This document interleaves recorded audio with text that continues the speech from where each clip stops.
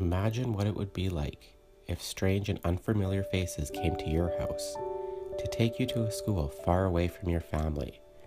And at this school, you aren't allowed to contact your family, and the teachers don't look like you or talk like you. How would this make you feel? Would you be frightened? Would you be sad?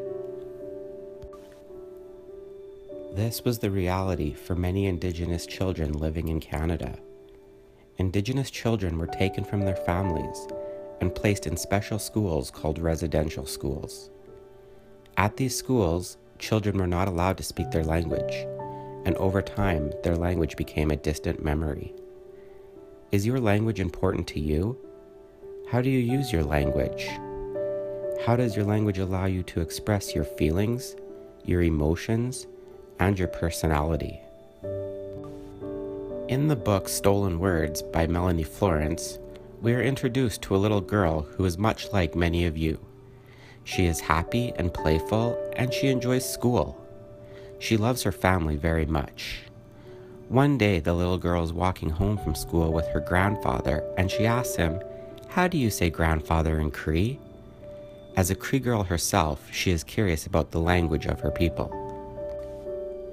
The little girl can see that the question makes her grandfather very sad. Her grandfather tells her that he doesn't remember how to speak the Cree language. "I lost my words a long time ago," he tells her. "They took them away." This makes the little girl sad as well. How do you think someone can lose their words? How could someone take your words from you? The little girl is confused, and she asks her grandfather, "How do you lose words, Grandpa? Where did they take them?" Together, the girl and her grandfather sit on the stairs of their home, and he tells her the story of how he lost his words. He explains to his granddaughter that a long time ago, strange people came and took him away from his mother and his home, and away from laughter and soft words. "Where did they take you, Grandpa?" she asked. "Away," he explained. "Away to a school that was cold and lonely, where angry white faces raised their voices and their hands when we used our words. They took our words and locked them away. They punished us until we forgot them, until we sounded like them." The little girl sees the sadness and suffering in her grandfather. She sees the pain he feels because of everything that was taken away from him, his family and his words. She tries to console him, and she wipes the tears from his weathered face. What would you do if this was your grandfather? Would you find a way to help him get his words back? Could you help him reclaim the language that was taken away from him? How would you do it?